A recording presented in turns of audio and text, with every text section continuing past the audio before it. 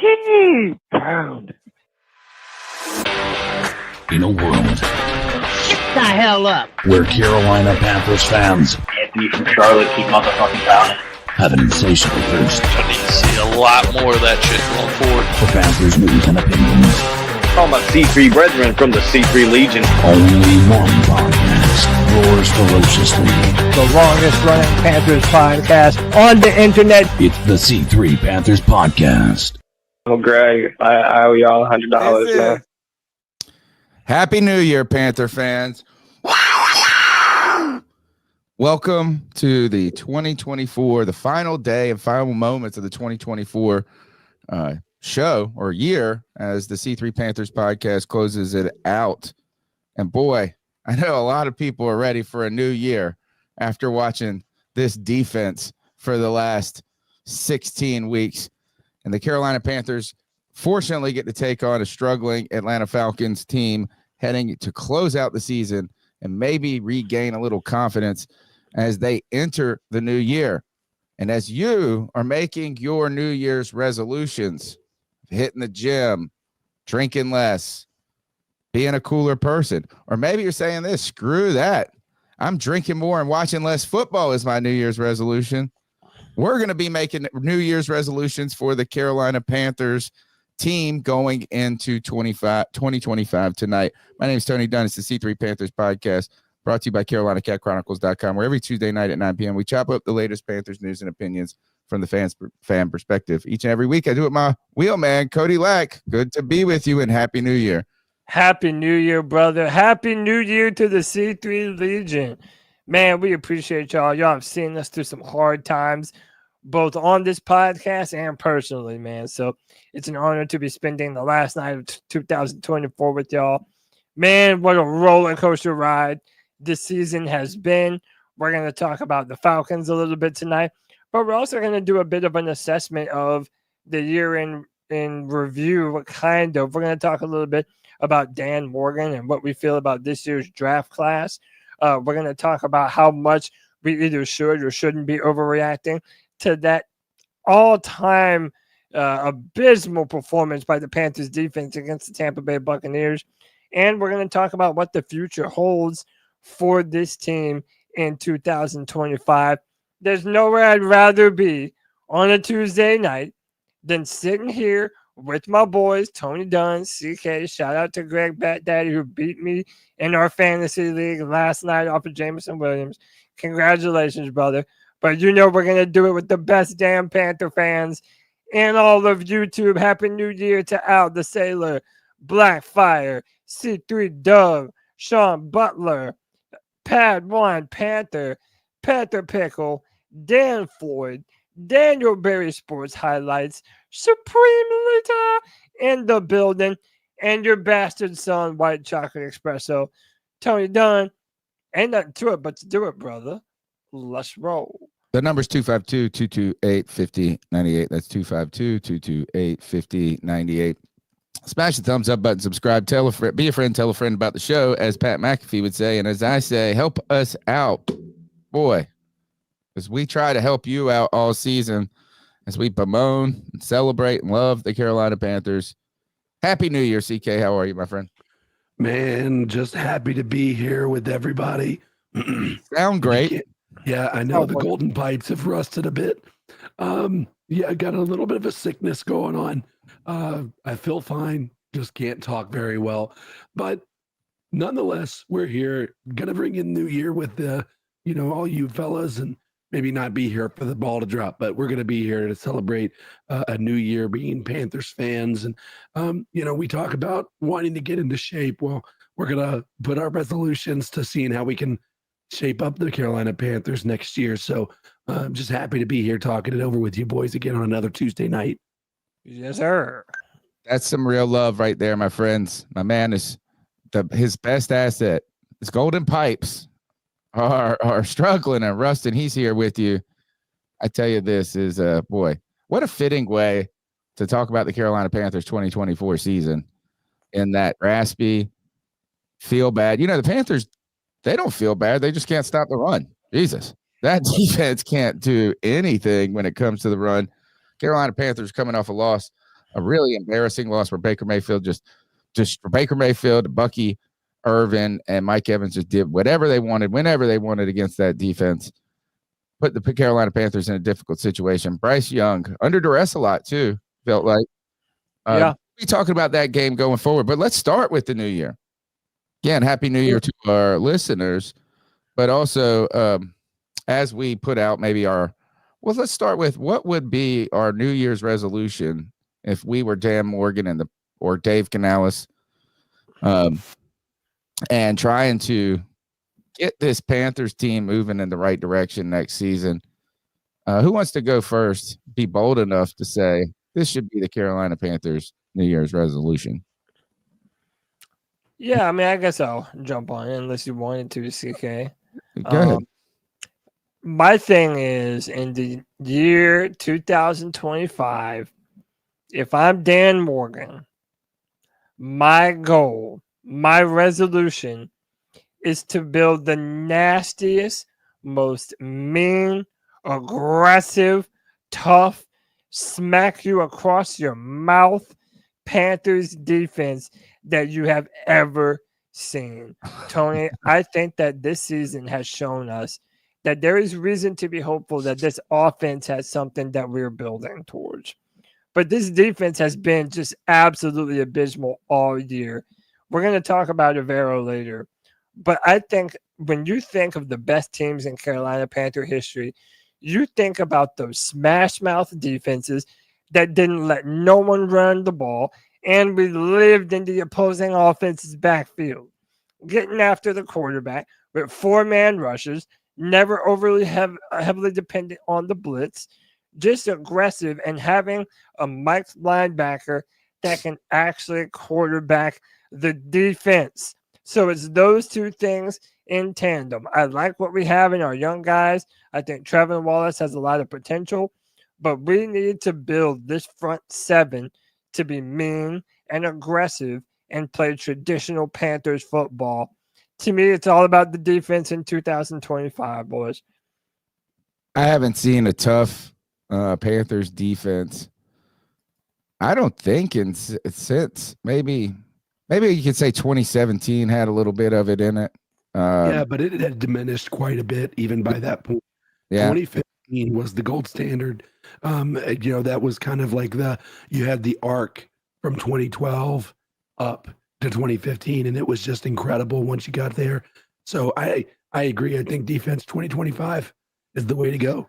Yeah. That my favorite Panthers defense though was the 2013 defense. Mike Mitchell playing safety, and you want to talk about crushing mugs coming across. Greg Hardy just wrecking shit. 60 sacks, I think, that season. I mean, just you're right. So Cody's is to get that defense. I mean, one of my favorite things. I steal this. I give you credit for it, Cody, all the time. Is I want to draft people when we're talking about like Bryce and Smarts, and then somebody else is talking about, they'll be talking about people in the NFL, and they're like, oh, I really like their character. I'm like, man, we want to draft players with character concerns, bro.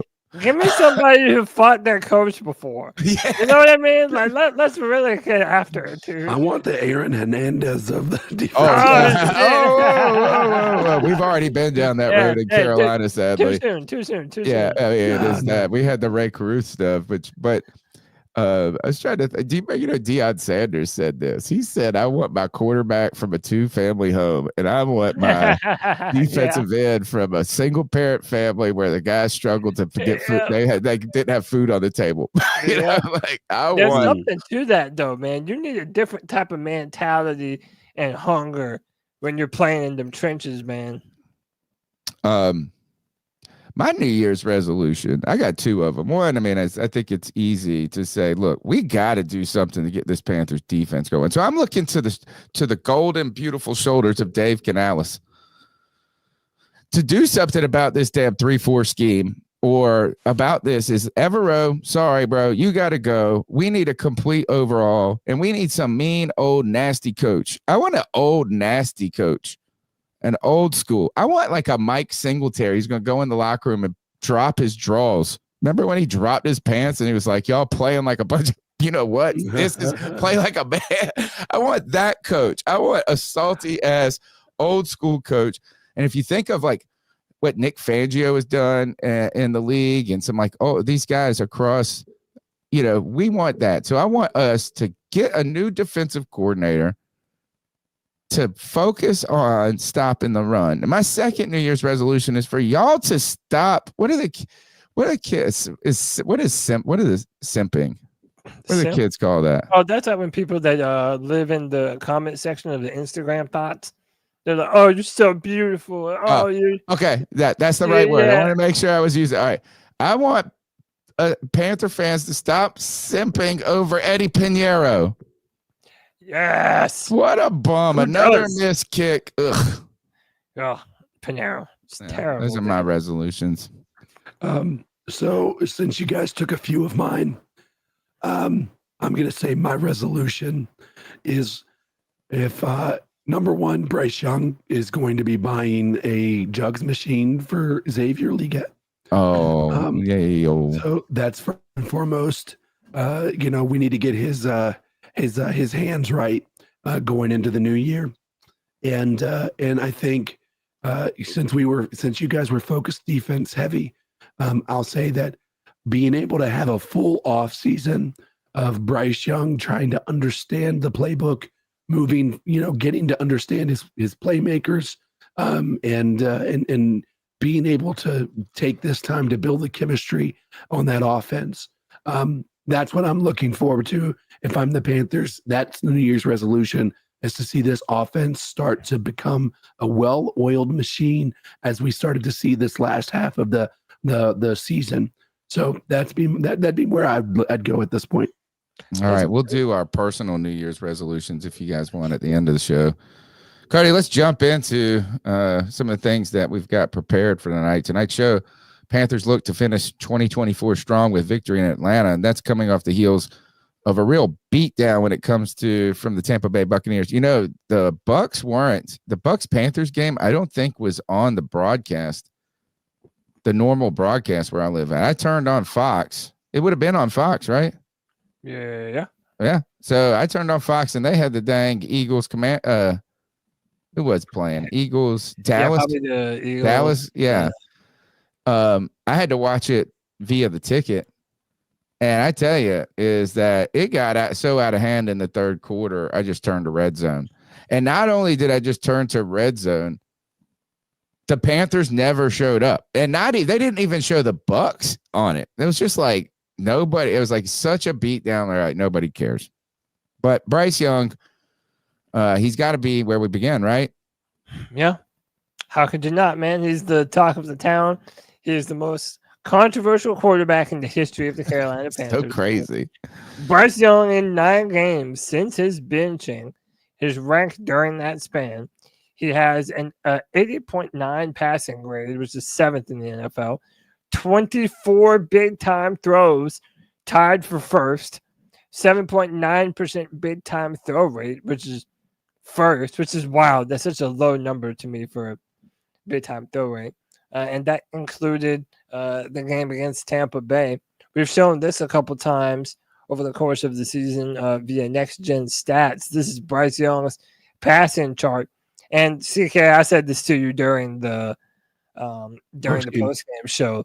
This one right in the middle, that touchdown ball, or both of these 2 touchdown balls in the middle, those are deep bombs, man. You see that the longest one, dude, that's a 40-plus yard touchdown pass. That is the longest pass, in my opinion, of Bryce Young's career. Some people said that it was the one that he's pass to Jalen Coker that Coker took to the house a few weeks ago, but pure yards traveled in the air. Right. This was by far Bryce Young's most aggressive performance, pushing the ball downfield to me in his whole career. And it doesn't read that out in the stat line. He went 15 for 28. It's not terrible. 2 touchdowns, 0 interceptions. That's awesome. And a pressure rate of 68.6%. And he was making some big-time plays and pushing the ball downfield. Tony CK, that's been my biggest criticism of Bryce, is that there has been a lack of aggression in his play style. Now, you can caveat that with Oh, it's the roster. Oh, it's the play calling. Oh, No. All these different Rip it and rip it, and he's starting to do it. Now he's really starting to put the ball downfield, and how could you not love that, man? That the pass that you're talking about, the deep one to Adam Thielen, it was 1, 2, 3 throw. Like it wasn't scan. It was his. He made the decision right out the gate that this was that it was beat. I don't even know if he was past the damn safety or anything by that point. He just ripped it. He is, and you got to toot your own horn sometimes when nobody else does it. Do you remember in the very first preseason game where Bryce played one series I think it was like a series or something to that effect, and everybody came. He's like 7 for 9. Like just a bunch of little dip and dunks, right? Yeah. And everybody's like, "Oh, look how good he is! Look at all this!" And to me, and I came on our post game show or our podcast, and it said I wanted more decisiveness, and that is, it's not that he didn't make good decisions. It wasn't that he wasn't accurate. It wasn't that he even played bad. It's just like it looked like it took a long time, and never just was with confidence that my guy is going to make the play, that we're putting it there. And we've seen a different Bryce over the last couple of weeks in this play. But my favorite throw of the few throws that I watched in this game, because we didn't really have many offensive plays, it felt like. Yeah. You see that green's out on the right side that's close to the 30. It's about a 25-yard pass.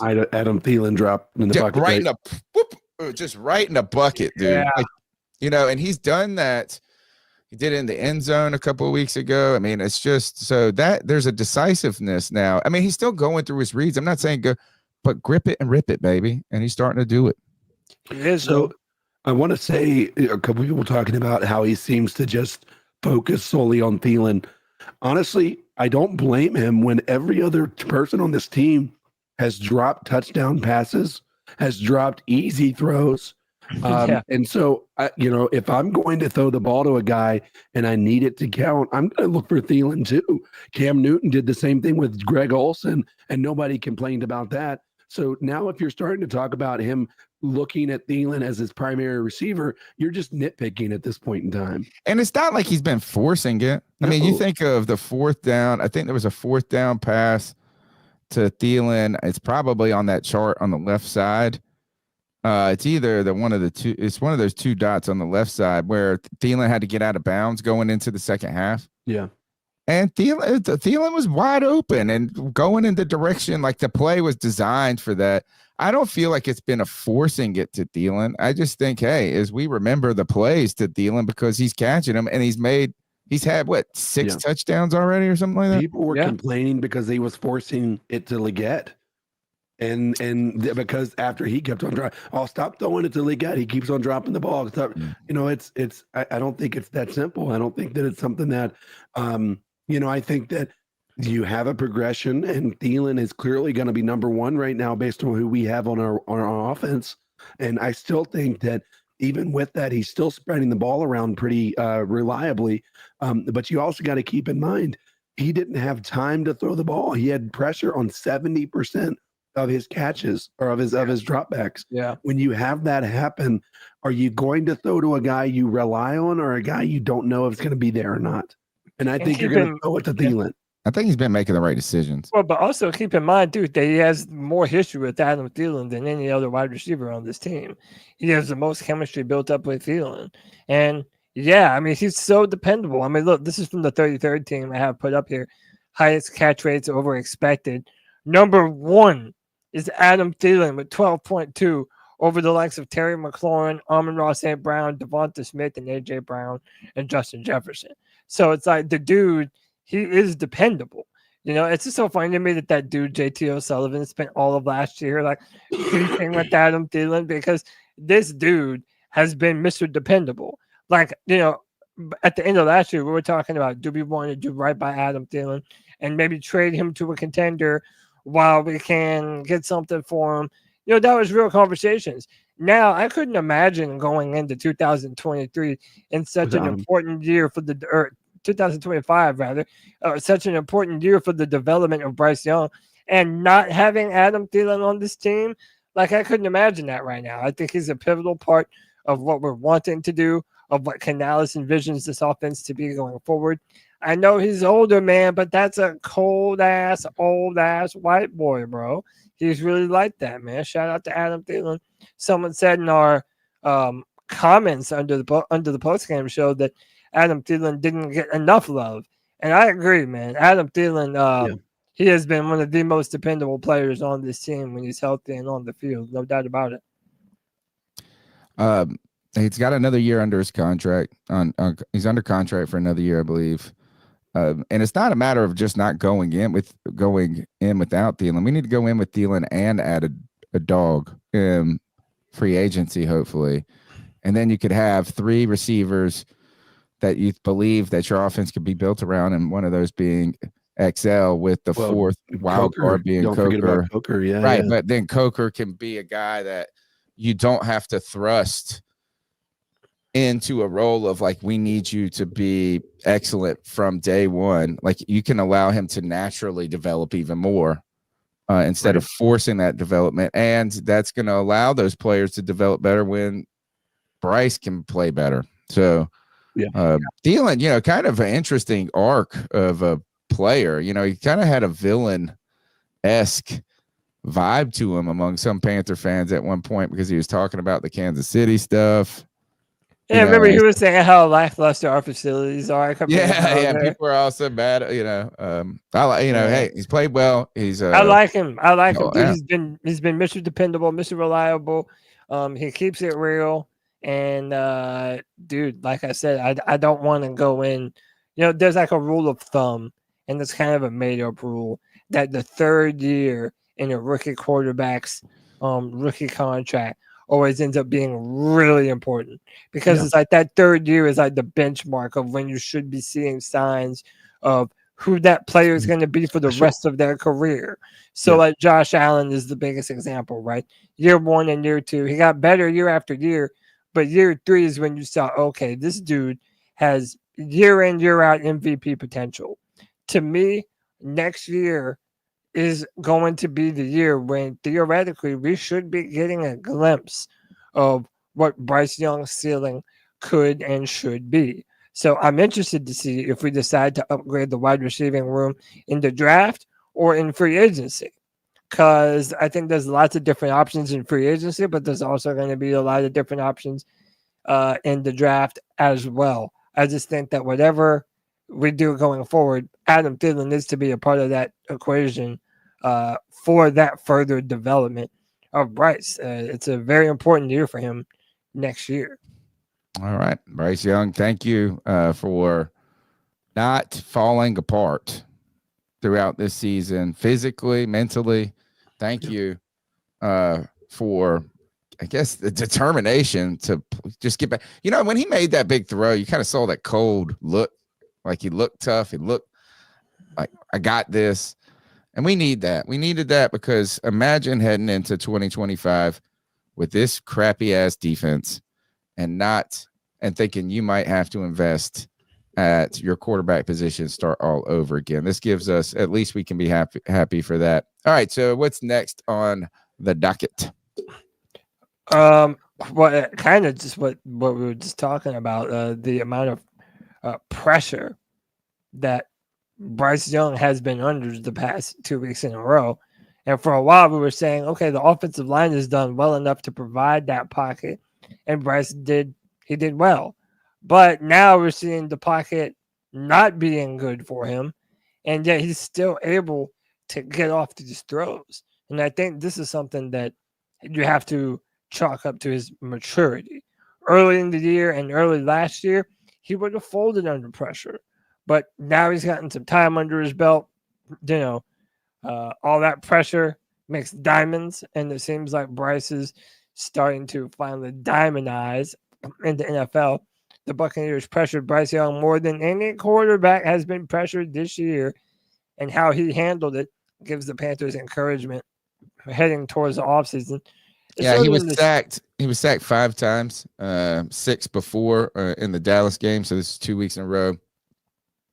Difficult sledding out there. remember at the beginning of the season or in the first 2 games, I don't even know if you can count the beginning of the season for Bryce anymore. It's like it was 2 games. They were crappy. But he did struggle with the blitz. And in some of those weeks, remember we had to talk about zone coverage schemes and different stuff like this. He's been under duress, but he has been under duress and looking upfield and trying to make something out of it. Canales on it said, talking about Bryce Young dealing with this, he said he was a stud about it. He just kept battling. They did a great job, whether they were blitzing us or just rushing forward with their stunts, some of those things. And so he was praising Bryce, and he said Bryce just stood there and he kept operating, which is what I was proud of again, to just be able to keep hunting and trying to find opportunities in downfield. Robert Hunt discussed that. He said, look, it wasn't our best. It wasn't clean. So you're gonna have to pay the price for that. I guess Bryce paid the price for it in some ways, but that offensive line, I guess, did we jinx him by saying did Robert Hunt get a holding call in this? Ooh, I don't know. Yeah, I don't think I so, heard his name. We've been praising him so much, and then these guys got trouble. Ty Bowles, he is a blitz-heavy defensive guy, I believe. Yeah. Felt like that in the past. All right, what's next? Moving right along. Ooh. So Baker Mayfield shows no mercy and relentless quest to embarrass the Panthers. And we also have to talk about this Ejiro Evero deal. But so look, before we go into that, Baker Mayfield did an interview after the game, and he was asked about the Carolina Panthers and just his thoughts in general, and these were his words. Panthers benched me a couple years ago for a guy who's now playing in the fucking CFL.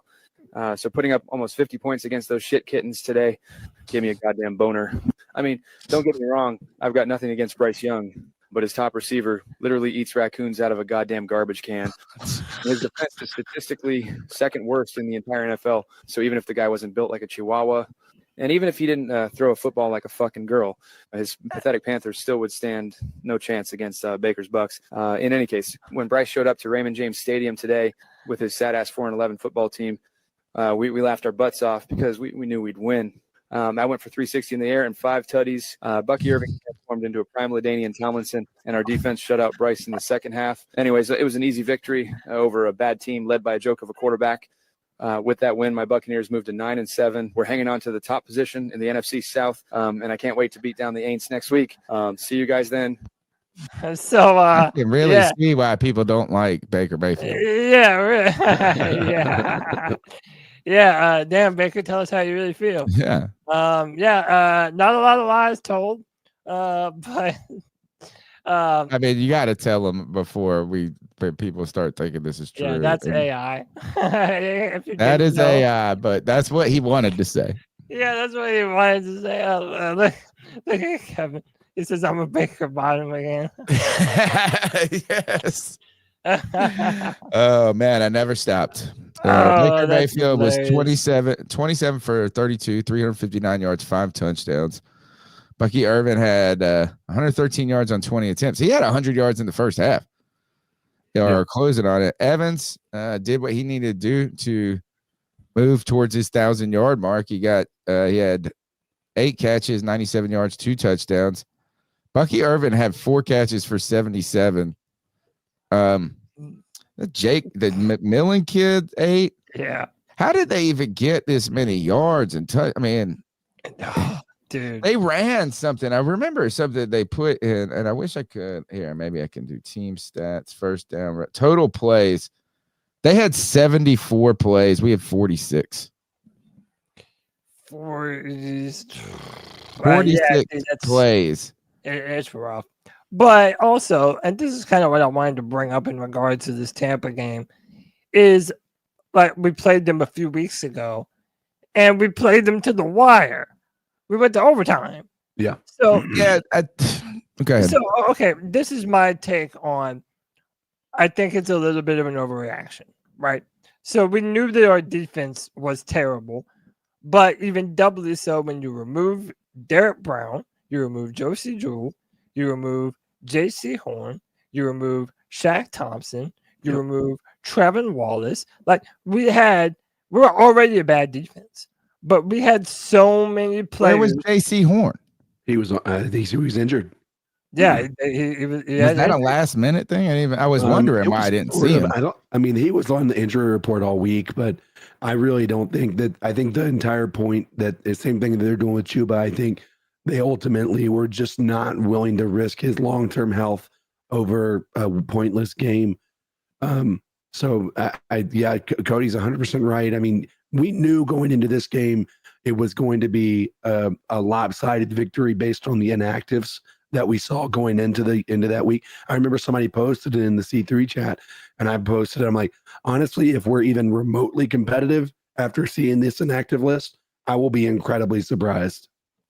I think too is that I don't even think it's an overreact. Well, in some ways, is that maybe the Bucs just didn't play that great against us the last time either. Well, you do have a better team, right? Or a deflated team or a less competent team when you take all those plays out. But we were getting after him more. I mean, they had some struggles in that game where you kept it up, but they have been doing this to teams all season. Baker has been scorching people all year.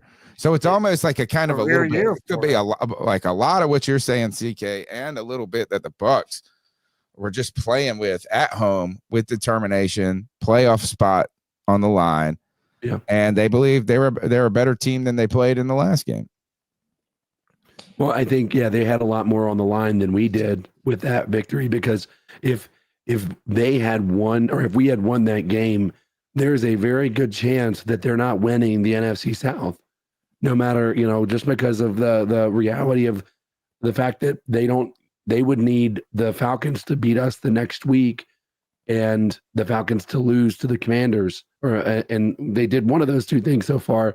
So, I mean, it could have been a possibility, but I think they had too much on the line to not come out here and play with. It was clear that there was a team who was playing for something, and there was a team who was playing for nothing. And the Panthers were the team playing for nothing. And so I think, when you see that with the defense, I do want to talk about the defense here in a minute. I know we're going to segue into that because there's some pretty impactful numbers that we've got to think about. We got to talk about going into this week and, where we fall in the history books when it comes to this defense. But I don't take what happened against the Bucs with anything but a grain of salt. It wasn't. They were playing third string defensive players at that point. All right, the number's 252-228-5098. Go ahead. Only a couple calls, I think, in the hole, if even that. So you guys can get your thoughts in. Cody, let's talk about this defense just a little bit. And David Newton would ask about but about the 3-4 scheme, and if they wanted to progress with this going forward. This is from Panthers Wire here, and they were talking about the Panthers defense. They said who wrote this? Let me make sure. I want to give them credits. Who did they not put? Oh, this is Anthony Rizzuti, right? Longtime friend of the show. He wrote, this looked like a varsity versus JV game. Both Buccaneers quarterback Baker Mayfield, who had 359 yards, 5 touchdowns, and running back Bucky Irvin got what they wanted whenever they wanted it. Tampa Bay finished the day with 551 yards and converted 10 of their 14 third down attempts. Like the ground game, Carolina's defense suffered from the voids of injuries from Josie Jewell and cornerback Jaycee Horn. This leads you to go, what the heck? How the heck do you fix a defense when you don't even like the players on the defense?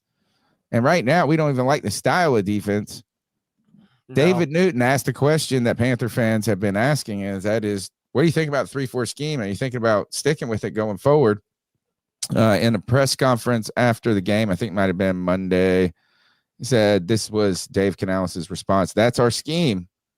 I love this scheme. I know what it looks like when it's done well. And that's my hope, is to continue just to build on that and continue just improve on the concepts. It was a very diplomatic political answer. Yeah. I love this scheme. Kiss that baby. Fire that dude tomorrow. Yeah. Very politician like. And the thing is, man, like it's like what we just said, CK. Like there is some truth to the fact that if you don't have the proper personnel to make shit run, it's not going to look good. Yeah. Like that's the simple truth of the matter. And I have no doubt that this is not the defense that either Canales or Ivero envisioned, just due to the lack of talent on this defense right now. But I don't know. Again, the thing that I think we're continuing to discuss is, does it warrant another year of Ejiro Evero? And most Panther fans, including us here on the pod, are like, hell no. We're done with this. We don't want to continue to do the same thing over and over and seek for different results. But I don't know. When it comes to Canales, I mean, maybe he does have it in his mind that we need to give Dan Morgan in the front office another year of rebuilding and revamping the talent on the front seven and in the defensive backfield, and let him try and do for the defense what they were able to do for the offense this year and inject some much needed talent on this team. So maybe they do have that mindset. Personally, that's not what I want to do. I want to not his on. mindset. I can promise you that. Or I bet money. I can't promise it. Okay. Think about where he came from. What his whole genesis or his heritage of coaching, and the most important coach and influence in his career was Pete Carroll. Pete Carroll didn't run no 3-4. Yes. If I'm right, I mean, I don't think I'm wrong on that. I don't think they were a 4-3. Yeah. So like and by the way, Pete Carroll is a defensive coach. He's a defensive coach. That's his thing. I mean, he's every man coach, but you can't tell me that he's just been around the guy who he thinks is the best thing ever and most important mentor, who is a defensive guy, and be like, you know what? I really believe that the 3-4 is superior to what old Pete said. Man, here's the thing. I think you guys need to understand the context and why this is such a ridiculous idea that Ivero sticks around. First, it's important that you know where we're going to fall in the history books based on next week. If we allow the Falcons to score 34 points, we will hold the highest points allowed total in NFL history. Okay? If right now, where we're ranking, and by the way, they would be on pace for that based on the average points per game we give up. Second, we allow 5.1 yards per carry. We're tied for fourth as the worst in NFL history. We're tied with the 2008 Detroit Lions. And we're only bested by teams of the 1950 Colts. We are on pace to make our average rushing yards our average rushing yards allowed. We're on pace for a top 5 finish, only being beat out by teams from the 1970s. We are historically one of the worst defenses in the history of the NFL. And that is not even a question. If you watch this team, that has been since week 1, that has not started week 15 after injuries. That has been since week 1 that this has been a problem, and it has not been corrected. There might be a game that it makes it look like it's going better, but it is not. And there has been no evidence of improvement. There have been no evidence that this is a scheme that is working, that he is playing to the strengths of our players. Every single time we see Jaycee Horn on coverage that is on a third string wide receiver, as opposed to the number 1 wide receiver, it tells me everything I need to know about Evero's system. And if you do not move on from him after a historically bad team, a historically bad defense, that is an indictment entirely on Dave Canales, who I love, by the way. It is horrendous. There is no evidence that moving forward with Evero is a good decision. Yeah. Flawless victory. There you go. Okay. I mean, good God, just laid it all out. Moving on. And Tony, I think that you said it right like a week or two ago, Tony, that things have just run its course with Evero. It's not about. I've maintained this. I don't think that he's the worst defensive coordinator. No. I don't think he's terrible, but when you're hired, you have a certain window in time to maximize the talent that you have, to get the necessary talent, and to actually build upon things year to year. And it's, now going on year 4 for Rivero, and I just can't see why you wouldn't want to do something different. I know I've been very vocal on who I want. I would like to see Robert Saleh as the defensive coordinator. I know that they have he has a history with both Dan Morgan and Dave Canales from their time in Seattle. So I think that would be awesome. But, one hand and shit in the other, I guess. Tony, you want to take some calls? Yeah, let's do it. Right, the number's 252-228-5098. Go ahead and get your calls in. Close out the 2024 year. You can be one of the final voices on the podcast in 2024. Let's do it. So what are your thoughts on catcalling? Yeah, it's pretty. You shouldn't do that to somebody. And how did that make you feel? Very uncomfortable. So how do you think catcalling makes the person feel? It feels good, like. Who's that cat sitting in the back corner with his face buried in his nose? Who's that kid that can use one? Yo, what's up, C3? It's Anthony from Charlotte. Hope your boys are having a good Tuesday, man, and Happy New Year. We had a great year this year as a C3 community. Obviously, the season was more or less not exactly what some of us expected. It was an interesting season from a lot of parts. It was very fluid up and down, but just want to say that, we made it another year, man, and the community is awesome. So just thanks to you guys again. Hopefully this week we can play spoiler to the Falcons. But I really don't know. Based off how our defense just came off the Bucs game, I don't know. I mean, and the Falcons need this one. We'll see what happens, honestly. But yeah, definitely another year not making the playoffs. I did expect us to make the playoffs anyways, so this comes as no surprise, from my perspective. But hey, man, maybe next year. There's always next year. Just got to keep our heads up. It'll be interesting to see what happens this offseason. You never know if something random happens where they make a trade for a quarterback, or, maybe Bryce didn't show them enough to warrant a third year, or who they pick in the draft, or if they go, they're going to be part of the T. Higgins sweepstakes. You never know, man. You never know. So it's definitely going to be an interesting offseason, to say the least. I think more interesting than last season. And it'll also be interesting to see what they do with Ejiro Evero. I haven't really talked about it, but the defense is so unacceptably bad. At this point, I think a lot of the players just got to go, and him. It just clearly isn't working. I know Canales said recently that he believes in the 3-4, but I think he was basically saying, in so many words, we just don't have the players to run this system that we want yet. So I don't know if this is an indication that maybe they'll retain him another year, because he is on a 3-year contract. So next year he would be under contract. I don't know. Personally, go get a 4-3 defensive coach. And I think this defense just needs some tenacity, some dog, some nasty in them, like some fire. You watch our defense last week and really all season, except for a few bright spots, they just seem dead. They're not getting the concepts that Evero is preaching. They're either in the wrong spots. So I think it's a number of things that are just not fixable from this point. But give me your thoughts. Happy New Year, C3 brethren. Talk to you soon. Anthony from Charlotte, keep motherfucking town.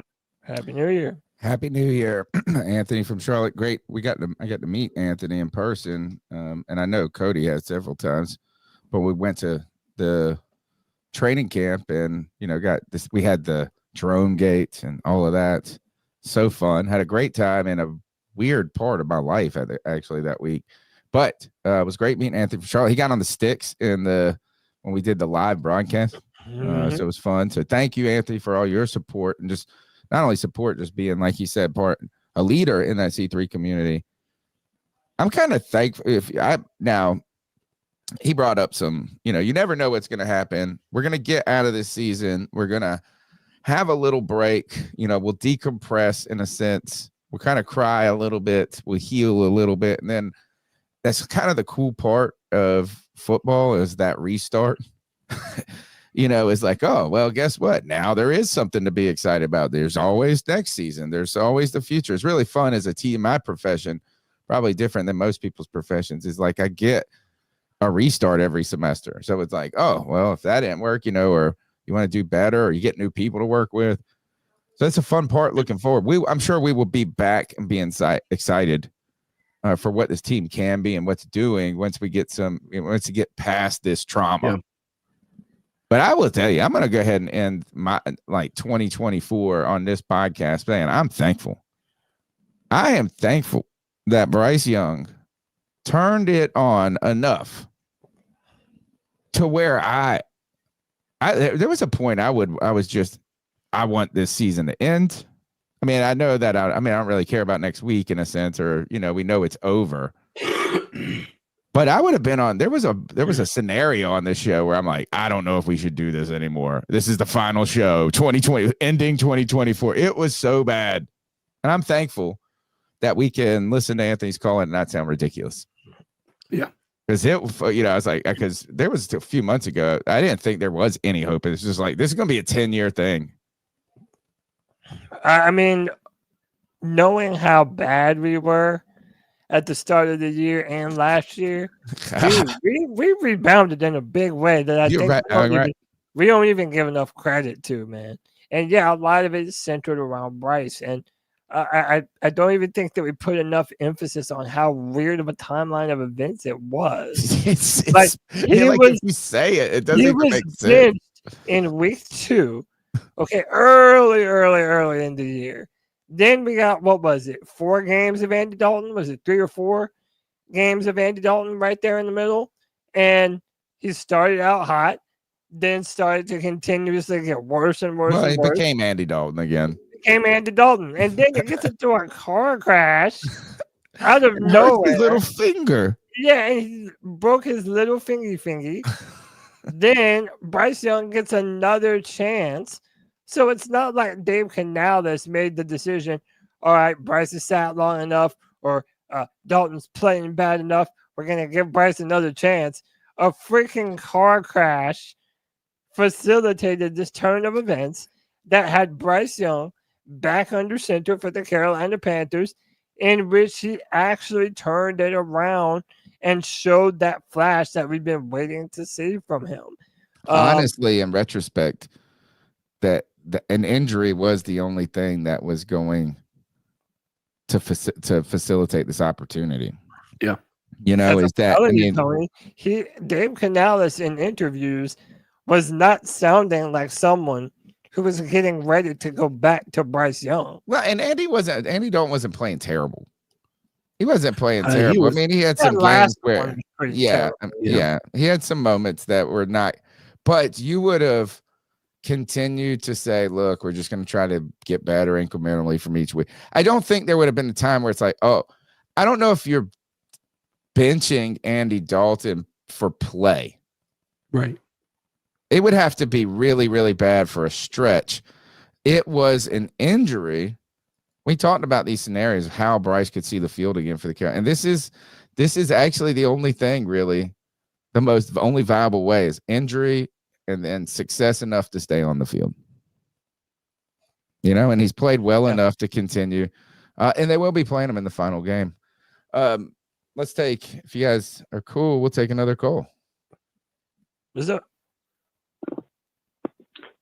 Yeah, we had a pretty good game, but Bryce is not it. And then,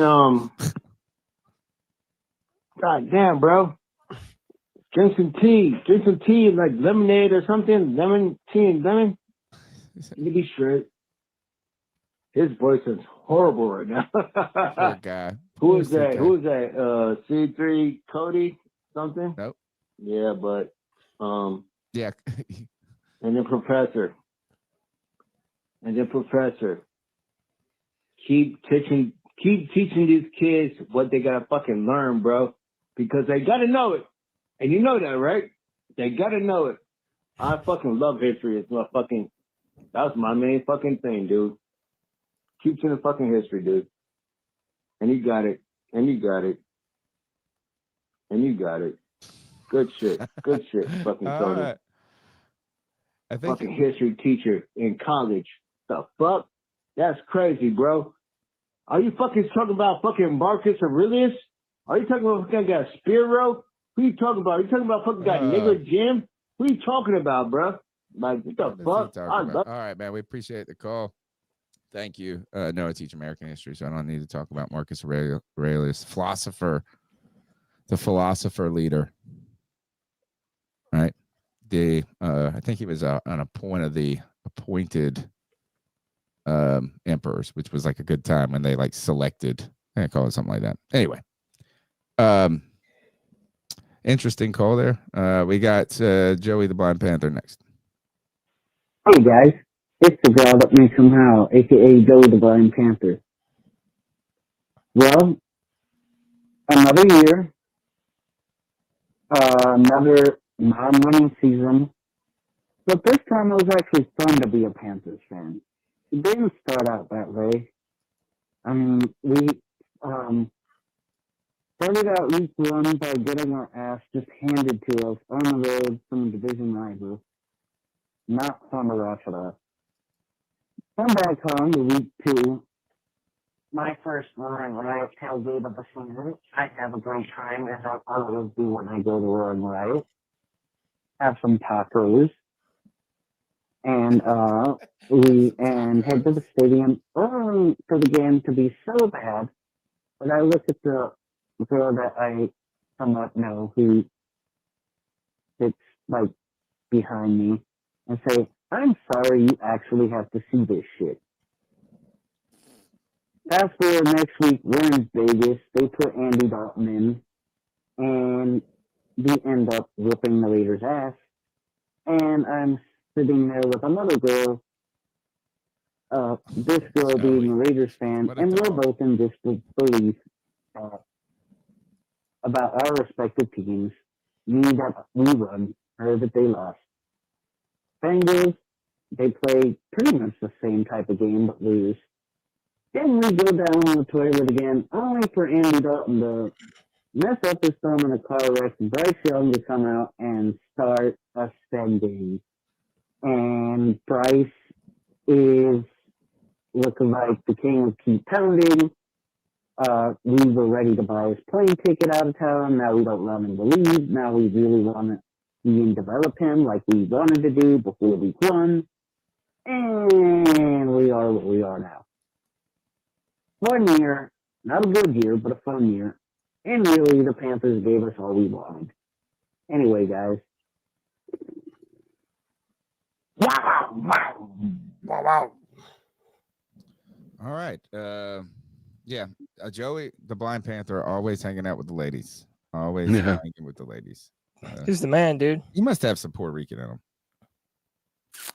Rest in peace, Joe Riolano. We love you, I mean, his last name is Esquivel. There's some type of spice. Cody, can you check the private chat because there's an updated disclaimer script. I want everybody to remember that the C3 Panthers podcast is brought to you by Underdog. Underdog Fantasy is the best place to cash in on all your takes during the playoffs. Which players are going off and which players are going to be ice cold. It's over 5 million happy players, 2 billion. One Underdog makes it fun and easy to cash in. Get on the basketball action right now. I got a promotion in my Underdog app. Nikola Jokic with just a half point. It's going to get that in the first 8 seconds of the game. We can look at Saquon Barkley. Mike Evans, 93 yards against the Saints. Receiving, trying to break that 1,000. I go ahead and take the more than on that. Baker Mayfield, high number, 270 against the Saints. Joe Burrow, you can get him at 2.5 passing touchdowns or 296 pass and rush yards. I think that's a lot. I might go less than on that. They are playing Pittsburgh. While I know that offense puts up a lot at Pittsburgh, Pittsburgh's made a fool the last couple of weeks in a sense, or hasn't been playing as well as they want. I think I'm going lower on that number. Underdog is the best place to play. Pick 'em. Download the app, sign up with the promo code C3P, and deposit up to $1,000 and deposit now. First-time depositors get up to $1,000 in bonus cash instantly when they use the promo code C3P. That's promo code C3P. Get in the game. Make some money with Underdog. Cody Lack. Must be 18 years or older, 19 years or older in Alabama and Nebraska, 19 years or older in Colorado for some games, 21 years or older in Massachusetts and Arizona, and present in the state where Underdog Fantasy operates. Terms apply, void in Colorado for some games. Concerned with your play, call 1-800-GAMBLER or visit ncpgambling.org. In Arizona, call 1-800-NEXT-STEP or text NEXT STEP to 53342. In New York, call the 24/7 Hope line at 1-877-8-HOPE-New York or text HOPE-NY to 467-369. Thank you to Underdog Fantasy for sponsoring the C3 Panthers podcast all the way through the playoffs. Tony Dunn, you want to take another call? Or you want I think we're out. No, I think we got through all the calls. So we are, hold on, let me just double check. Sometimes I don't check again. Oh, here we go. Oh, here you go. This one's I guess this is becoming a weekly thing. Oh boy, here's Mickey. Oh man, it's my niggas. Yeah, motherfucking dude. Oh, you know who it is. It's motherfucking Mickey Mouse and it's fucking and you don't know how we do it. We do it the hood Mickey Mouse way. Oh, I think your cocaine, Mickey. Bryce Young teams here, too.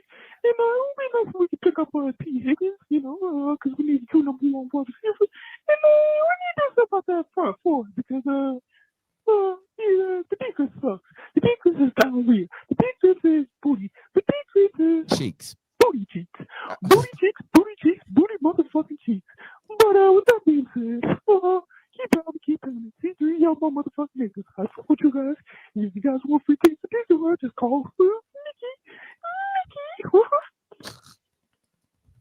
All right, Mickey hitting the snow.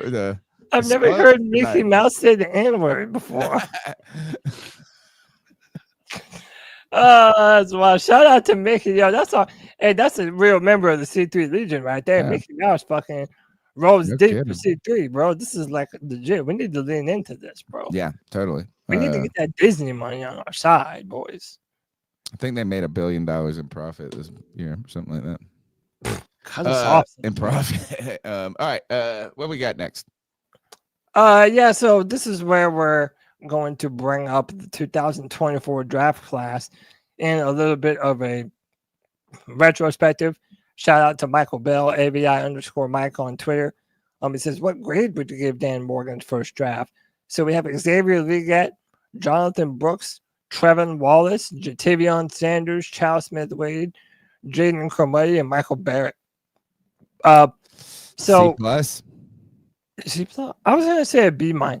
Okay. I mean, I'm okay with that. I think Legette has played enough. Is that like why you wish? Man, it hasn't been under the best circumstances. I mean, but he's been out there, part of the system. The Jonathan Brooks, it's just what it could have been, what you were hoping it was. So it's like if Jonathan Brooks is healthy and all of a sudden helping this team right now and looking like a star, this is a great draft or a very good draft. Trevor Wallace, we're undecided about, I think. Jatavion Sanders been, I think, pretty good. A difficult position to adjust from college to the NFL. We've seen some glimpses from the Chow Smith-Wade player in the last few weeks. And the other guys, maybe we've seen some Cromartie. I don't think that we've seen much of Cromartie. And then Michael Barrett isn't on the team. Yeah, but we traded him for Michael Johnson. Yeah. So in a sense, it was still a win. That was still a feather in our cap. So look, Xavier Legette. I know everybody's tripping out about the drops. I mean that one they're not good. Like I'm certainly not happy about them. Right. I think that they're a problem. It's something that he definitely needs to continue to grow and get better over. I'm just saying that I'm not going to trip over them. I also know that, and again, this is sort of a different, you're playing apples to oranges here, but he has more offensive yards than Steve Smith did in his rookie year. Now, Xavier Legette was a first-round draft pick. Steve Smith at the time wasn't. We didn't know who Steve would become. So, again, it's kind of apples to oranges, but I do think some things in retrospect need to be looked at. Look how bad, like CK has mentioned, Chuba Hubbard has been dropping footballs early in his career, and then he's been able to turn that around and make it a key part of his game. I have no doubt that he can do the same thing. That Xavier Legette can do the same thing. I think that he will, but he's just going to have to continue to grow and get better. I think the biggest cause of concern in this entire draft, Cormier we haven't seen much of, but Jonathan Brooks. Yeah, I mean, that's again, the story. It comes back to this fact that by the time we get a real taste of who Jonathan Brooks is as an NFL player, he's going to be halfway through his rookie contract. So you're not even going to have that much, right, if not more. So you're not even going to have a whole lot of time to see what he really is capable of at an NFL level. Yep. So, yeah, I mean, that one's tough. And it also bleeds into that conversation of you don't draft running backs that early in the draft for that reason anyway. Nah, man, this guy was going to be a damn stud. I know, man, but he also see what they saw. Like, let's just say that. You could see that dude looked like a player. You know what I'm saying? It's like it's hard for me to go a whole hour of my life without talking about Cam Newton. But when these dudes walk in the room, you're like, that dude is a fucking player right there. Yep. I mean, it's like they belong. I mean, Bryce walks in, no offense. I like Bryce. I'm rooting for him, but it's not like you would think that he was worked at like Copy Pro or something. He works at Staples. Yeah, yes, exactly. And then these guys, Jonathan Brooks walked on that field. I was like, oh, God, this bug's about to be a star. He looks the part. But I think there's also something to be said, though, that you drafted a player who was coming off of an ACL tear. So it really, man, it makes me wonder what sense there was even trying to play Jonathan Brooks this year. Like, again, man, I agree with that. Is like I think maybe it was CK that brought this up. Maybe it was you waited too long. I don't remember we talked about this. It's like he went straight into game speed. It's a couple of practices basically. Yep. He's rehab. I mean, he was out there. We saw him moving around. Oh, it's just it's really sad. In fact, in retrospect, the saddest freaking storyline of the 2024 season, I think. Yeah, in his second year in the NFL, he will have never gone through a training camp.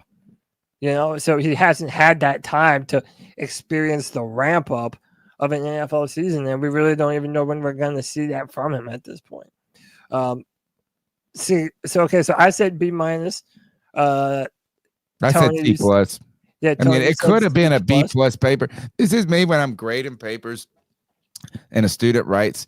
It's like got some real, like it's good. There's some like real things to it, but they just failed to address some critical component or something like this. So you're like, this is really a B essay right here, but there's this fatal flaw, maybe a thesis part. The Jonathan Brooks is the fatal flaw of this. This could be a B. It's gonna be a B+ maybe if Jonathan Brooks if those top 4 picks are contributing to your team, top 5. But that was the major flaws. Like you just didn't evaluate the author's argument. CK, what say you? What's your letter grade for this draft? And everyone in the chat room, give us your grades, man. What would you give this draft? Looking back on it, looking at all these picks, if you're grading Dan Morgan on assignment, what letter grade are you giving him? CK, how about you? I think it's a B-, and the reason I say it's a B- is there's also a piece of this that that's not on this list from last draft, and that is the extra second round pick that we picked up in this past draft as well. So we do have a second round. Yeah, and Jalen Coker, which is an undrafted free agent, which I still think you can put into the draft because it happened immediately following the final moments of the draft. So I think B- is reasonable. given that Trevin Wallace has been contributing. Jatavian Sanders looked like he had the part until he got hurt. Chow Smith-Wade was coming on. Xavier Legette, I still have a lot of hope in. So I think that I think that you can't really. I don't blame Dan for going after Brooks. And unfortunately, it just didn't work because of the injury.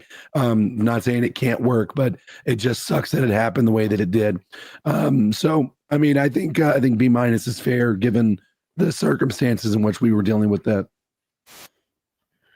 Yeah. All right. And speaking of, can we just skip to the XL tweet, Xavier Legette, since CK said he had some hope, or he still has hope. I do too. Some of there was drops that have been visual. It's kind of one of those things, but that, I don't know, is like a little off.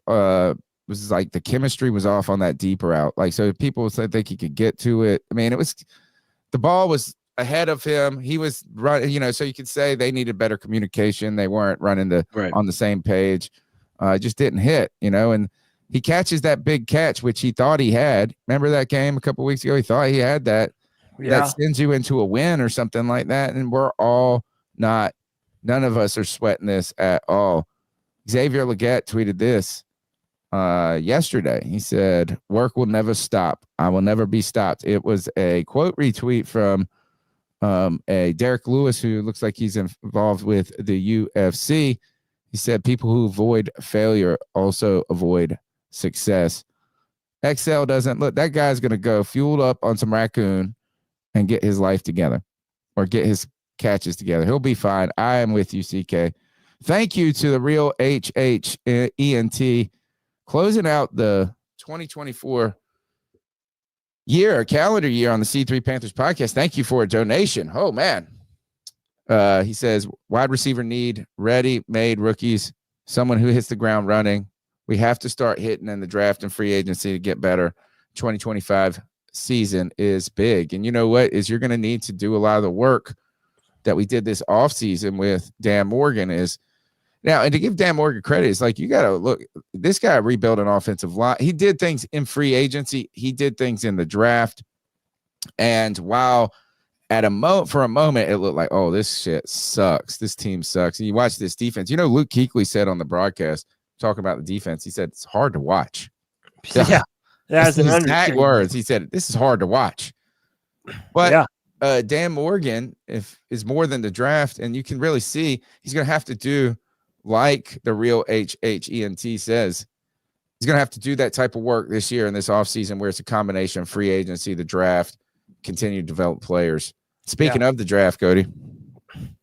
Yeah. So, and real quick on the free agency thing, to me, upgrading the wide receiver position, it's going to be interesting to see how they go about doing that. If they decide to upgrade that wide receiver position through free agency, or if they Deebo decide Samuel to go through the draft, or even somebody like Garrett Wilson from New York, who a lot of people are saying wants to be traded. He doesn't like Aaron Rodgers. He's not going to be their quarterback next year. Higgins is a name. I even need to apologize to T. T has become an even better route runner than I even thought he was. Dude, he is an absolute monster up there in Cincy. But yeah, we are working with the 6th pick right now, boys. So right now it's New England, Tennessee, Cleveland, New York, Jacksonville, and then Carolina. Okay. So check this out, though. The Panthers, depending on what happens this Sunday, could be picking anywhere between all the way towards number 9, anywhere to number 2. So the Panthers, we pick number 2. We better get the baddest defensive end in the damn draft, man. Like, there's a lot of options available to the Carolina Panthers right now. And again, it sucks, but losing this game is technically best for us. You know what I mean? And we're already talking about, do we sit players or not, which is another slide that we have on here about, we're going to play players and try and finish out the season strong. But I don't know, just a real range of area that we could be picking between 2-9. And what an important year this is for Dan Morgan and Brant Tillis, man. They're finally getting a lot of dead money off of the books. They're going to be able to do some things. So it's going to be very interesting to see what they do with this and how they decide to allocate their resources and to who. Like we were just talking about wide receiver. I think we can all agree that we need to get another wide receiver. Yeah, but not here. Not in the draft. We need to go and get the defense. We need a wide receiver that's ready to play right now. Yep. And not that they can't find good players in the draft that can contribute immediately. We don't need any questions. We need that guy to come in and say, you've done it in the league before. We know you can do it. And now we got to work on this. You guys go over there. We need a longer-term answer. We need a longer-term answer than Adam Thielen. Yes. Exactly. Sure. Cody, I think we got a call, and it might be from a Bucks fan. Let's do it. Hey, what's going on? It's your favorite Bucks fan, Tobias. Again. Tobias, I know it was a rough night for you guys last week, but y'all talk about the draft. I think what you guys are picking at, you got to get the best defender available. If Abdul Carter or Mason Graham falls to you guys, you got to scoop it up because you guys need help in the worst way possible. But also look to get some more team speed on offense as well, because Bryce has gotten better, but the Panthers need some guys where they could make a 5-yard pass in a 15 or 20, because you can't have every drive goes 10+ plays a game. But hey, like what you guys do, have a happy new year. I just wanted to chime in on that for somebody who's not a fan, but I've been keeping up with you guys. Thank you, brother. We appreciate that. To me, Tony, that's one of my favorite kind of calls that we get and comments that we get is from fans of other teams that just like us enough to save us up and interact with us, even though they don't follow the Panthers. That's really cool, man. Thank you, Tobias. Not get locked in on the echo chamber. Yeah, for sure. Yeah. So, all right. What else we got to talk? Cody set the internet on fire again. Yeah, man. So, I put this out on Twitter literally a couple hours ago, and it has 866 likes on this tweet. But I said that the 2015 Carolina Panthers would dog walk the 2024 Kansas City Chiefs. I believe this in my heart. I believe that was one of the most ferocious defenses that we have ever seen here in Carolina. I believe Cam Newton was incredible that year. And the reason why anyone is even bringing this up is because this year, for the first time in their history, the Kansas City Chiefs have a 15-win season. And they've never done that before. And they're only one of 9 teams to ever do it, including the Carolina Panthers. What say y'all? Am I just being a biased Panthers fan? Or does Patrick Mahomes and this team, do they take out our Carolina Panthers? That 15-1 that they're at right now is the most fraudulent 15-1 I've ever seen in my entire life. They should have lost at least 5 of those games, but were bailed out by either refs or just a horrible team that they were playing against. A missed chip shot field goal that would have won that for the Broncos. Like, they are, I know a lot of people are going to point to the fact that we were considered the worst 10-0 team at one point in the history of the NFL. I tell you what, man, I think this is an accurate statement.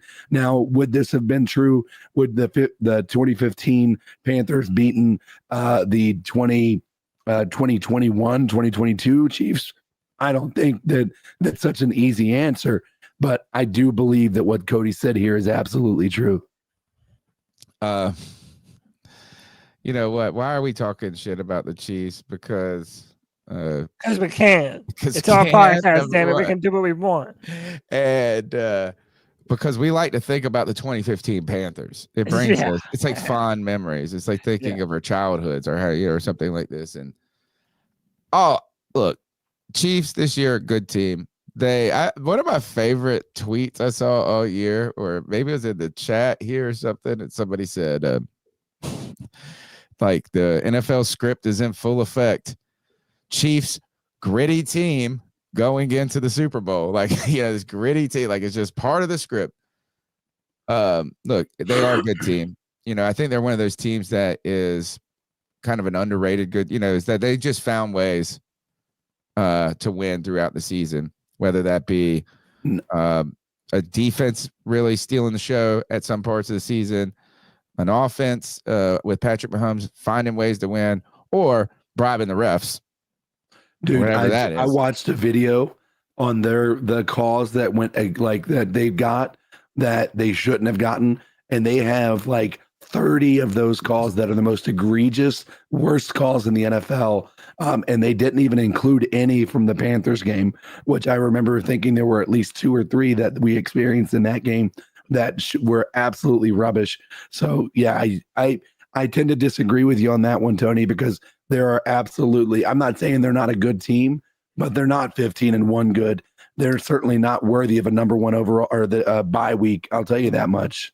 I mean, I don't think anybody in here, well, I'm not going to say they're the best. I think, until Jalen Hurts got injured, I thought the Eagles were the best team. I think you have to talk about the Lions in so many ways. And I just know this is Mug. I was at that 2015 NFC Championship, and the Panthers just smoked the Cardinals. Like, it was the worst thing that ever happened.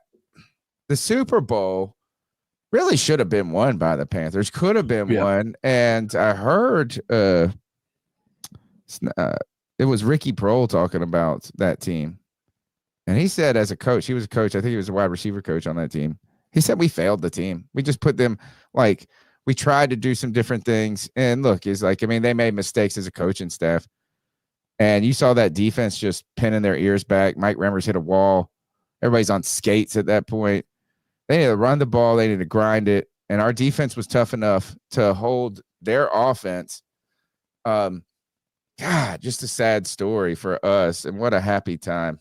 All right, what else we got? It's never been a better time to be a Panthers fan. What a season, man. If we would have had the foundation on this podcast that we have now, and we had that season, dude, we would be getting like 10,000 views a week. I know. It'd be through the roof, man. We just need another one like that.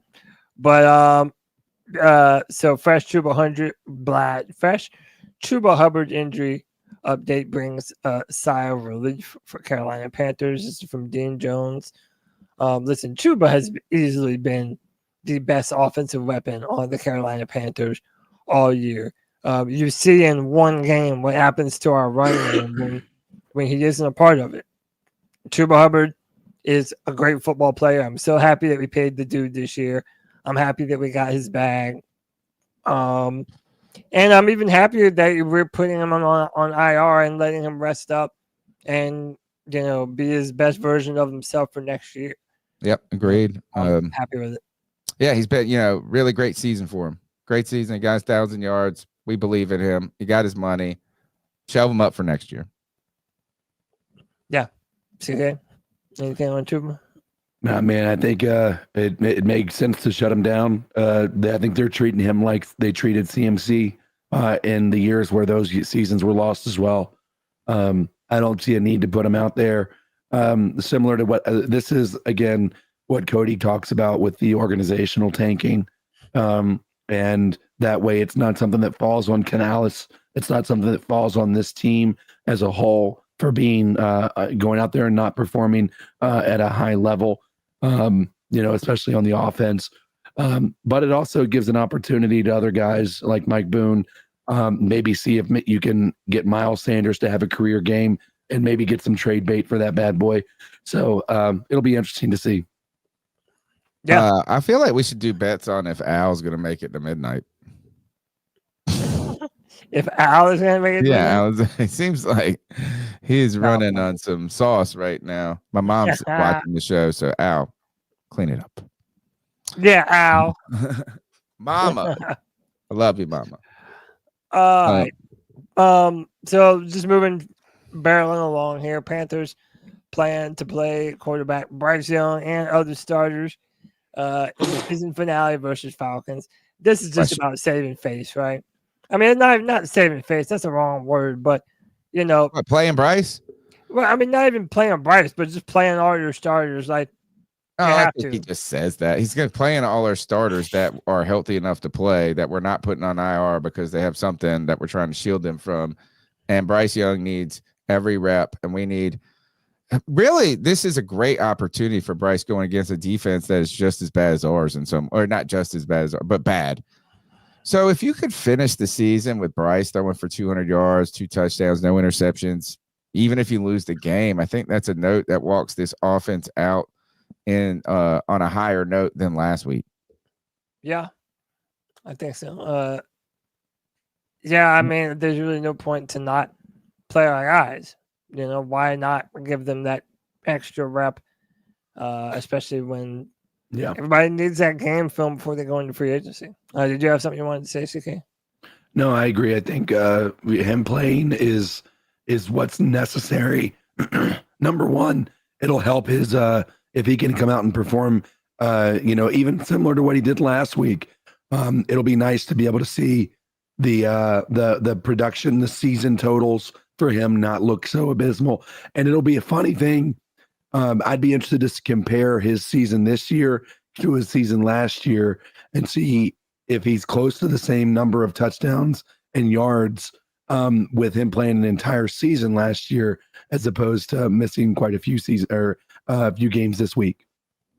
Double down, Al. I just found that my mom was texting me about a picture I sent earlier. So carry on, I guess. But also remember, is it necessary? I don't know. All right. It's Jaycee New Horn. Year's. Hey, we got to bring out 2024 the right way. Bro, just bang it out, right? Yeah, man, absolutely. Listen, I included this. I feel like we talk about it every Tuesday now, but I just want to make sure my stance is known. Pay Jaycee Horn, damn it. Make him the highest paid. I don't care. I'm not going to flip out about this and, he hasn't played enough time or, he doesn't deserve it. I have seen Jaycee Horn play at a higher level at corner than Brian Burns ever did at edge for the Panthers. Every single week, we're getting these stats that come in that compare him to the very best corners in the NFL. Listen, man, pay him now because it's going to get crazy expensive. Those guys on that board right there, Derek Stingley Jr., Christian Gonzalez, and Sauce Gardner up there in New York, they're going to Should have done it 6 weeks ago. Dude, but this is what I'm saying, Tony. Pay Jaycee Horn right now. Don't do this shit where he has another great season next year. Then he's asking for $35 million a year. No, just pay him the in between $28 to $30 million a year now. Pay him a 4-year deal and let's move on. I mean, you have Bryce on a rookie contract.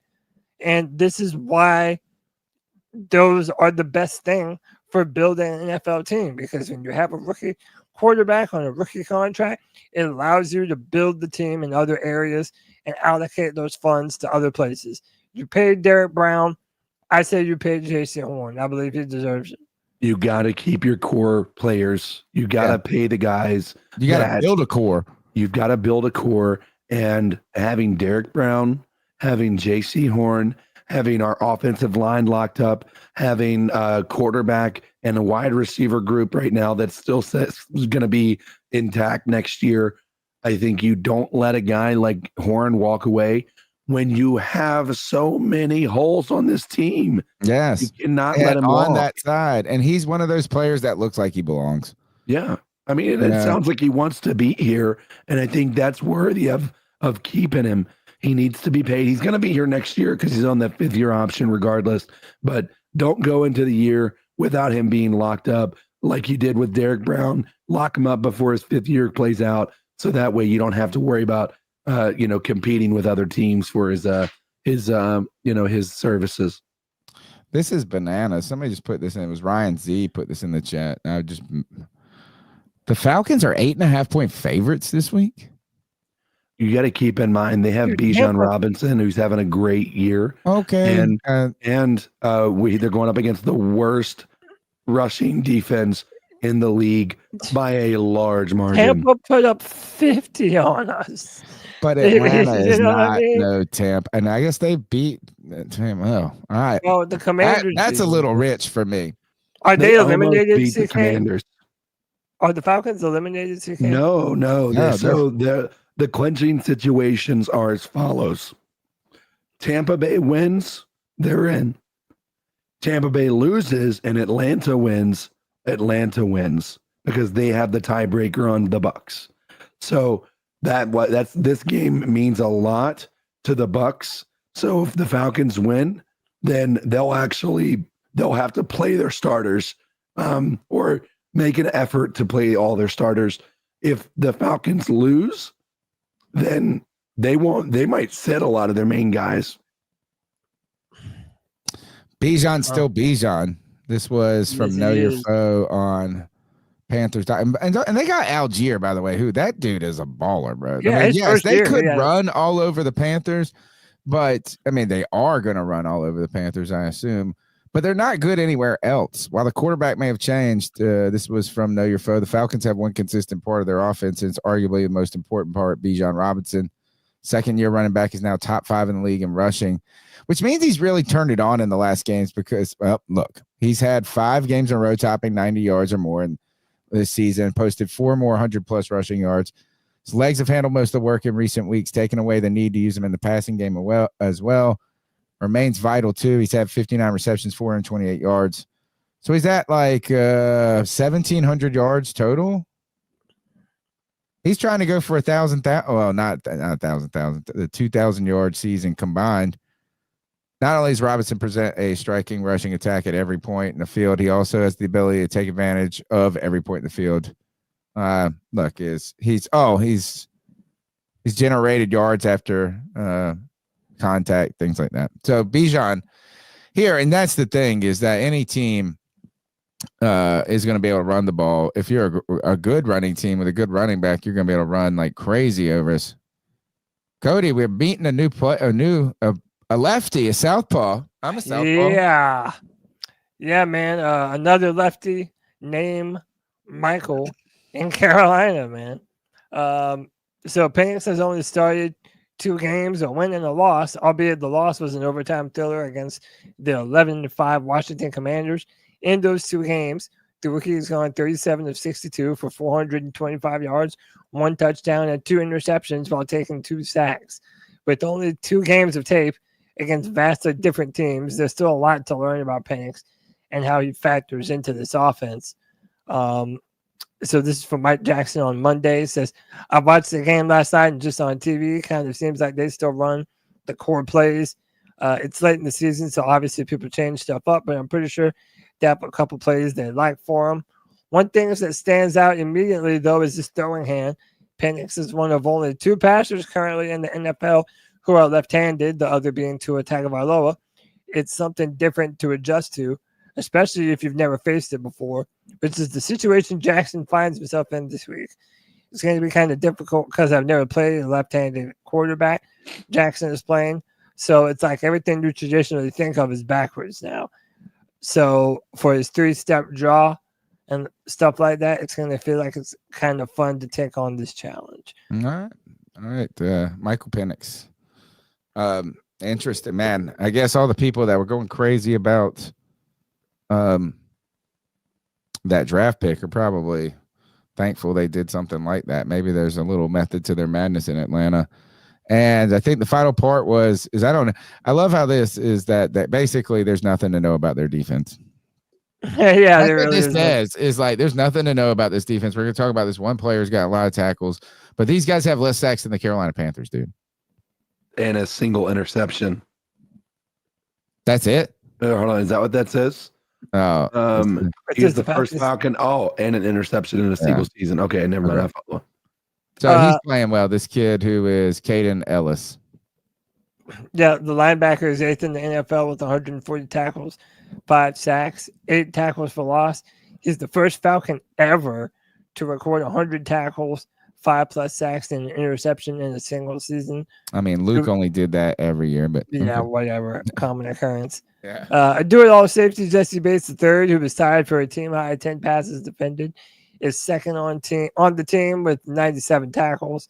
Since the last time the Falcons faced the Panthers, Atlanta has placed kicker Young Hoku, that shit talking pussy, on injured reserve in his stead. Riley Patterson has taken over his third team of the year.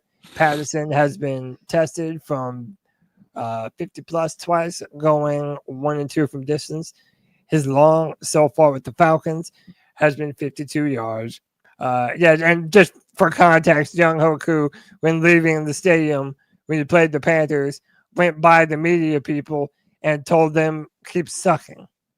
So fuck them, dog. Yeah. All right. Yeah. Fuck the Falcons. Y'all want to predict are you guys picking the Falcons? I feel like I'd pick the Panthers with the points. I know I don't think we lose by 10. Dude, I don't think we're gonna. I think what CK said, that we have a terrible run defense and Bijan Robinson is poised to fucking trounce. Our offenses can do well against this. You know what? I'm gonna. I'm picking the Panthers on the road. Spoiler: Bryce Young. You're just doing the over under. I mean, you're doing the. You're thinking they're going to cover the spread. You're not saying they're going to win the game. No, I'll just go money line. I'll say really? I say they're winning the game, but I mean, I'm doing this also last show of the season. Who cares if I'm wrong? Yeah, it's a new year in just an hour and a half. I'm gonna go Falcons, and I think again it's gonna be a bit of a lopsided affair. I think our offense fares better than it did last week, but I think that they might have more yards this week than the Bucks did last week against us. Boy. Yeah. So we just don't have anybody on defense, and I mean, we might have an opportunity to make some things happen on offense, having Miles Sanders in the lineup, but I don't have a lot of confidence in what this team's going to put out there on the field on Sunday. So I don't know what a score is, but I don't think it's going to be. I don't even think we're going to cover the spread personally. Rookie quarterback versus us. I don't know. I think, but we don't have anybody that's a trap. That's a trap line. If you're not taking the Falcons with the, I mean, straight up, I understand taking the Falcons, people, but I would be careful wagering money on with a spread that big against a team that just isn't really that good overall. You know what I mean? They're not worse than we are. I'm not saying we're better than them, but that's rich right there. Cody, who you picking? I mean, if with a rookie quarterback, you can zero in on the run a little bit more. Well, that doesn't matter with our team anyway. I know. I'm picking Carolina, man. Yeah. I don't want Michael Penix's first game against the Panthers to be a W. So, I'll go Carolina and give us some hopium. Yeah, there we go. Let's ruin somebody else's day for once. For the off season. All right, we got some final news, right? And then I think we're done. We're getting close to the end, folks. All right. The Jets are interviewing Ron Rivera to be their head coach. Their head coach, yeah. Fuck. I think this is a Ron Rivera type job right here. An impossible situation with an impossible owner and a guy that's going to go be the dude that gets your team out of the doldrums and gets them to 7-10, and then is fired in 2 years. I don't know. I mean, I don't think he gets the job necessarily. Dude, so I know this because on the free for all we were talking about it, but there's a contingent of Panther fans who would like to see Ron come back as defensive coordinator. I still think Salah's the guy because Canales has a history with him. I do too. But I also think it was a little bit of a pipe dream by fans just to be like, oh, bring Ron back. Oh, yeah. Hey, I would people were making the point that Vic Fangio and Steve Spagnuolo, those guys are the best coordinators in the NFL right now, and they're older dudes, and they're both older than Ron Rivera. So I don't know. Maybe Ron's best years coaching are out in front of him, man. That'd be wild.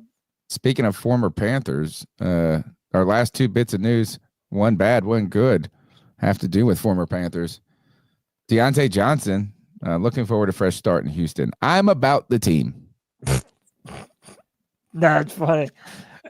Everybody That's all knows we him need to as, like- say. The dude checked himself out of practice or checked himself out of the game. Yeah. You know what? God bless. I hope he's misunderstood. That's what I knew. I hope he misunderstood, and he goes to Houston and finds a way to salvage a little bit of his season. If he, just stinks. He went from going to make money to not making really anything now. Feels like. Yeah. A lot of people say he lost a lot of money. Yeah, I'm sure he did. I mean, we were talking about paying him a little, giving a little bit 3-year deal and stuff like that. Yeah. He was looking good enough. And then the final bit of news is a fun one. So Look at this face. I paused it right on this. I tried to pause it on a good face. Like he's like being lifted up. He's like at a bar mitzvah. And Dude, passed around. I'm how about this? I'm more happy for Sam than I am for Baker. Yeah. Because Baker's gonna be in our division fucking shit up for a while. But Sam, I don't know, man. Dude, that dude was used and abused. He's on his 4th team now. And for as good as this guy is playing, his future is uncertain. Because they just drafted JJ McCarthy to be their quarterback of the future. And it'll be interesting to see what they're gonna do with Sam at the end of this year. How about this? Dude's an MVP candidate. Listen to this. When you look at his numbers compared to Josh Allen and Lamar and Burrow, like the dude's up there. Listen to this. Darnold has 12 games with multiple passing TDs in 2024, second most behind Joe Burrow. He's tied for the most in a season in Vikings history, Kirk Cousins in 2020 and 2021. His 13 games with 100-plus passer rating are tied for the second most in a single season since 1950, only behind Aaron Rodgers' 2020 MVP season. And this look, I saw this one other stat. Here we go. Darnold special. All right, Darnold had 377 passing yards with 3 touchdowns and 1 interception. It marked his 6th game with 3+ passing touchdowns in 2024. He had 4 in his previous 6 seasons. So he's already exceeded his touchdown capacity per game average type stuff for his entire career. It is nice because I felt like he really got shit on a lot, and just continue thinking about the mental toughness he's had to have from that ghost video that's been floating around to everybody just talking shit nonstop about him. Even to the point where some people were talking about the Vikings trading earlier this year because they thought they had a good enough team. I like Sammy Dimes. We liked him when it wasn't, I don't know. Nobody can be good in Carolina in those years. I maintain that before this year, with the Vikings, Sam Darnold played his best ball in Carolina. Yeah. He plays his best ball here. When Steve Wilkes was here, he was using that arm. He has a big arm. He was pushing the ball, playing in the rhythm of the offense. He was taking care of the ball generally. So shout out to Sam, man. Good for him. And hey, man, why don't y'all bring the new year in with some C3 merch, man? Like we said, dude, we appreciate every single fan that interacts with this show, who shows love, man. We do this year round, no breaks. We appreciate y'all, man. I maintain that no other pod, not trying to start beef, but no other pod has the fan community that the C3 Panthers podcast has. We sincerely love y'all, man. Y'all made this year incredible for us. And get some merch, man. Go to CarolinaCatChronicles.com. Get you a shirt, C3 Panthers Podcast. Let everybody know. Get you a coffee mug to start your day right with the C3 mug to show everybody you're a member of the C3 Legion. Man, that's it, man. We're closing in on the end of the year, Tony. Another year in the books for the C3 Panthers Podcast, man. Let's do some ice up picks, and if you want to throw in your resolution at that time, we can talk about that as well. It's our homage to Steve Smith. Cody, let's ice some fools up.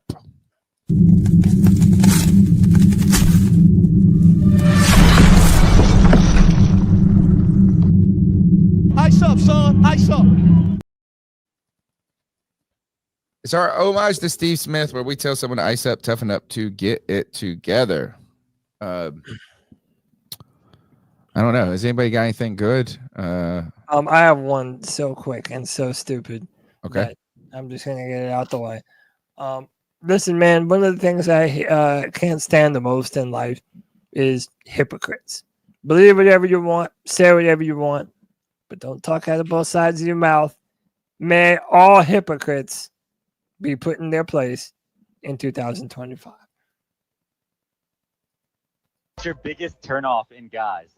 Probably when they don't work out. And that's it.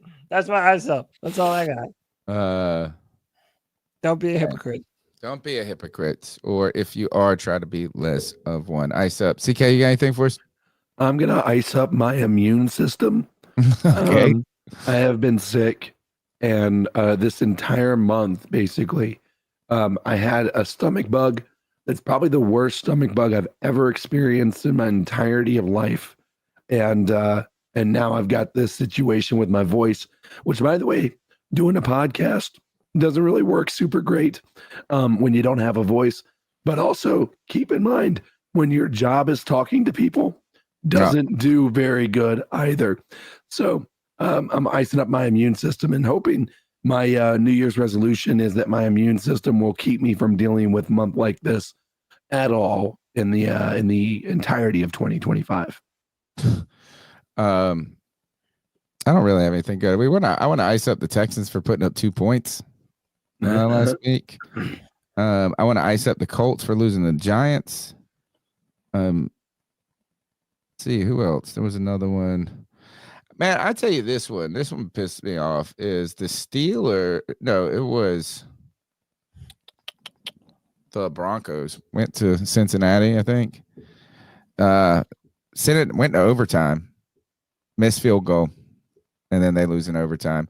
I had picked the Broncos, trying to think. I was hoping, I'm trying to gain some ground in the Pirate Radio Pick'em contest. Didn't help this week. Not a good week for me on the picks. I'll ice up all the bad of 2024 and be thankful for all the good that has also happened in 2024. My New Year's resolutions right now, and I'm not a resolution guy generally, but I want to drink less, sleep more, and continue to get shredded. That's what I want to do. Be happy. Be happy. Okay. What was that? Do you got a New Year's resolution? If I'm not being facetious and saying my New Year's resolution is to build my immune system up, I would say some vitamin C, bro. I would say my New Year's resolution is there's so many things that it could be. I don't know. Just watch football less. No. I guess my New Year's resolution would be to continue to focus on my weight loss and at some point be focused on getting shredded, I guess, like Tony over here. I want to spend more time with my family too. Cody, you got anything for us? New Year's resolution? Yeah, my New Year's resolution is to continue to look for the truth and to always find what the truth is, no matter what it's painted as, no matter what echo chamber it's coming from. Find the truth, and so even if it's painful to hear the truth and know what the truth is, I believe that we should all put a premium on the truth and seek to get a little bit closer to it, and not let narrative handle the truth. Yeah, we're trying to handle the truth a little bit more in 2025, but to continue to seek the truth and continue to, I would say, and I think this should be for everybody, to align ourselves with our highest form of excitement, like embarking on something new, doing something this year that's actually going to add to your life in the long term. Choose to live, folks. Yeah, choose to live, man. And really do something that's going to help grow you in 2025. And I don't know if that's a resolution, but that's kind of where where my heart's at. Yeah, commitment. That's a good one. All right, we appreciate everybody, all the listeners. I appreciate both of you guys, particularly. I mean, CK, and toughing Love it you, boys. Wouldn't want to do it without you, man. It's our New Year's. I went on a date with my daughter today. And I hang out nice right now. Right. Great New Year's Eve for me. Happy New Year's to all the listeners, to all the Legion, and all the people that really make this show great, which are the people that call in, the people that chat, the people that give us their time, their attention, their energy. Because sometimes I don't have the energy to do this. And y'all breathe life and energy into me. Have a happy, prosperous New Year, folks. Cody Lack, take us out of here. C3, Happy New Year to all of you. We will be back in 2025 where we will keep pounding. Until next time, much love and keep pounding.